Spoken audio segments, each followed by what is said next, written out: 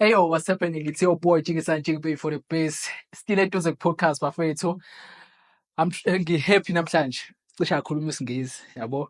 Namhlanje ngifuna ukugijima ngobageba-ke mfowethu ngoba ngiphethe iciko la mfowethu. Umshayi wengoma.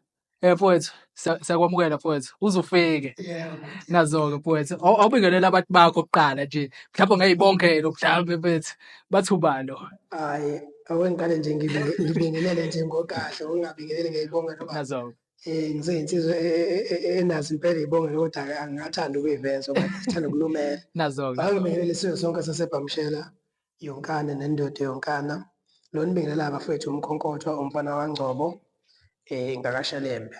Ngasheleyo. Okuyinkaba yakhe kodwa ezenze eMgedane. Ngida. kaNgcobo impela nje lo nibingelelayo uphambi kwe njengamanje. Ngihle nazo insizwa la safuna ukuthi sithi inkomo Sithi ukuyibamba le nkulumo le mfowethu. singahlanganisi Mfowethu, Mkhonkothwa. Mina mangicabanga leli gama mfethu, ethi ngiqale ngiyibonge ngoba ngiqala ukulizwa ngaba nembuzo eminingi ukuthi kwakwenzakalani. Mina ngangithi mhlawumbe insizwa ekhule inezitho ey'ningi, insizwa ebixabana nabantu, insizwa ebingenalo ugazi, yabo into ey'ningi kanjalo. Kanti lisukaphi leli gama? Awusichazele mfowethu. Mntakababa awulibhalansise la egameni elithi Mkhonkothwa. Igama elithi Mkhonkothwa kujulile. Ngensizwa ezaleke esithenjini yabo. Nazo-ke mfowethu. Njengoba ngizaleke esithenjini mfethu, bekunendlu kaMasibanibani nendlu kaMasibanibani. So uma ngifikile mina ngiqhamuka ngehle entabeni kuthiwa awunangoke yabo. Kanti kunomfana omncane ola ko-7 to 8 years. Athi ayibhodi, la ekhaya njalo uma uqhamuka kuthiwa nangoke. Nango bachaza ukuthi Bayakhonkotha la bantu bala ekhaya. Ngase ngithi mina ngase ngifaka u-M, ngitshela ukuthi bayakhonkotha. yeah. Bayakhonkotha. Ngase ngithi mina hayi awungikhiphe lo B-Y no A-Y ithi nje Mkhonkothwa. ngoba lona lithi umkhonkothwa izinja zomndeni. But uma ungathi uyabhekisisa wena uyabheka ukuthi izinja lezi ey'lumayo. Kanti usha abantu kahle kahle.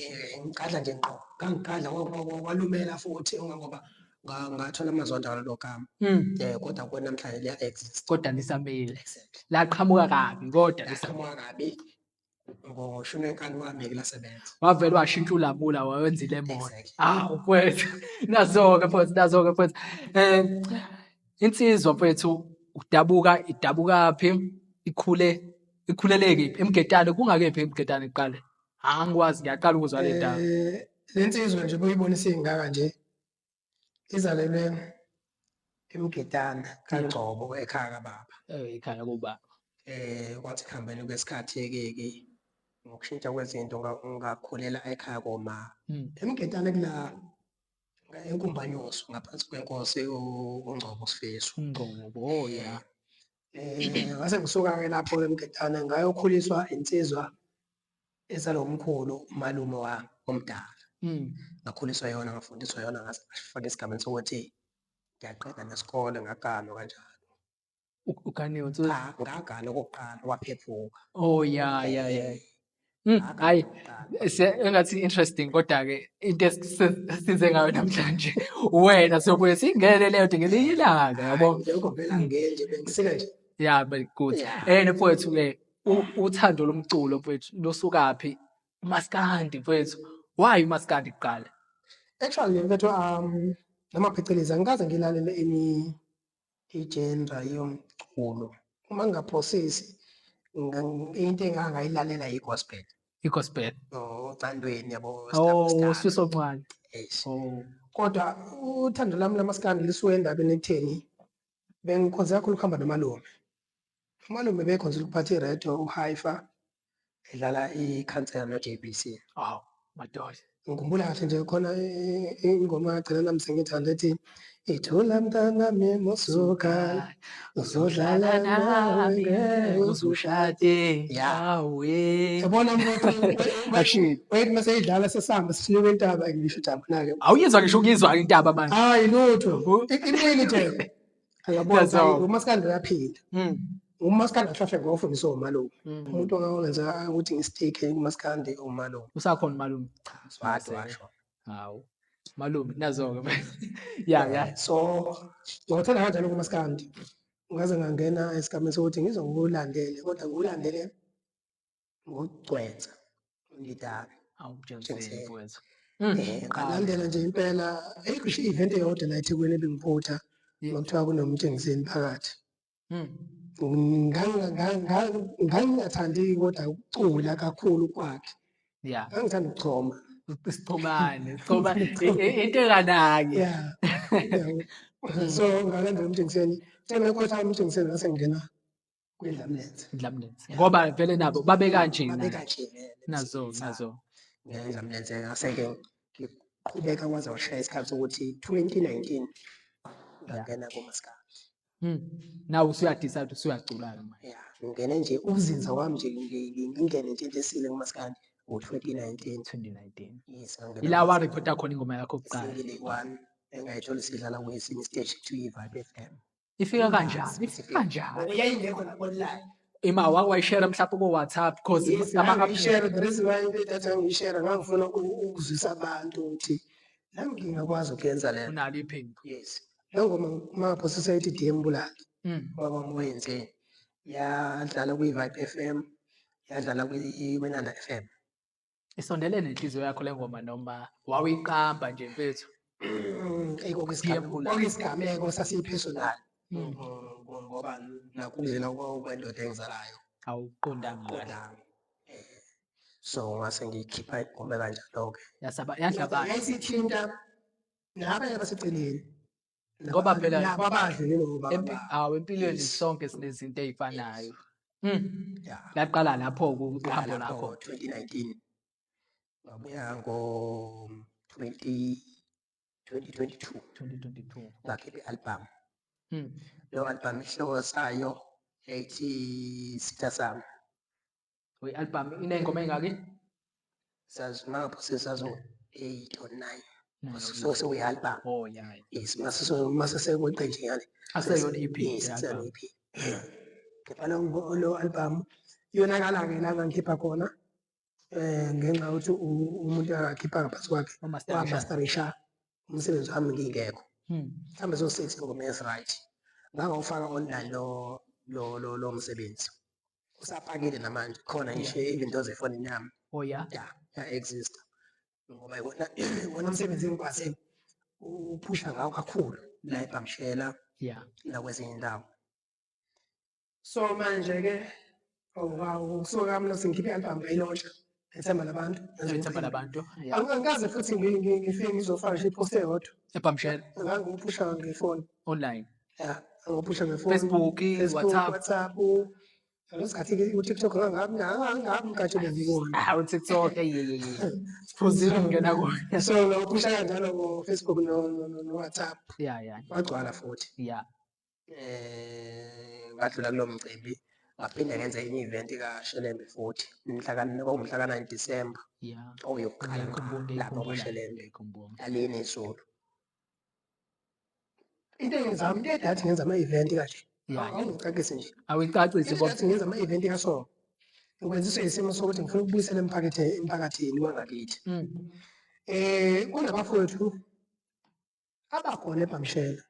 Even ngisho endaweni yangakithi. Abantu abaningi abangabazi ukuthi bayacula. Mhlawumbe umuntu embona beposta ku-Facebook. Nawe uyacula. Nawe uyacula phana kabange. So kungcono ukuthi ngiyomthatha umuntu ngimletha la kwi-event yami. Yeah. Abonakala ukuthi ayibona uSibonibani cha uyacula mfana. Mase bethi cula cha wasokuseka. Gcina la. So yisona sizathu esengenza ukuthi ngigcina ngihlela ama-event. Ngathi ama-event esenginawo awu-3.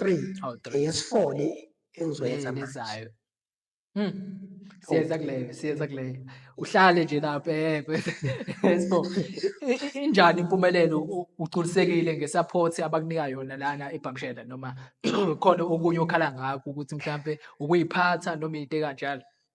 Mfethu ngizocacisa lokho. Ngenxa yokuthi ngumfana noma abantu bengibiza ngobhoti bebona into emhlophe. Ngokuthi ngumfana uhlezi ey'thobile. Yebo. Mina mfethu ngeke ngizwe ukuthi ngixaka umuntu. Ukuqala lokho. Second point noma ngifika emcimbini ngisho noma kuthiwa ngihamba ngemoto noma kuthiwa imoto eyi-private enzima kangakanani. angikholwa ukuthi ngihlala emotini. Awazi. Ngifuna ukuphuma ngingene ebantwini. Ukuze lo muntu ofuna ukuthi manje imikokotho afuna ukushutha nawe, ngishuthe naye. Hhayi ukuthi manje uzothiwa nangu umkokotho emotini. Useyibona sedumile? Ngingena ebantwini, uthobeke ebantwini. Ibona abakuseka. Ibona abantu abazokwazi ukuthi bekubone uphila impilo engconywana. Mina bethi kwenza ama-event, ayikho i-event engaze ngithi mina yakafeyila empilweni yami. Awu-3. Ngiyabheja lokho ngabe ngisho umculo oyi-1 wasePhamshana ngoba u-2. Ziyakhala. Umbuzo ukuthi eyokuqala 2022 eyisehholo ngomhla ka-30 April. Kwenzakalani? Kwakunjani? Eyesibili kanjalo, nesithathu. Yabo. Hlezi ikhala. Nami ngafika kweyokuqala. That is why kugcwala. Ingoba even those na-Facebook. Umuntu uma engisendela noma engifollow noma engisendela friend request. Molo umkokotho mina ngipay attention. Angigcini uma ukuthi ngiyabona cha kwaze kwakuhle ngicela sengathi ngibone sekuyintombi. No. Yeah, that's advantage. Abantu ababalandeli yibo impela laba abasuke befollowa on social media. Hayi ukuthi wena uma ufollow usubone ekufakela i-emoji kalapho. Uhathi. Usutshela ukuthi hawu uyangilahlela ngadla bethu. Ngoba sibenzise lo sabaculi. Ayenziwa leyo nto bafowethu. Ukushima lokho.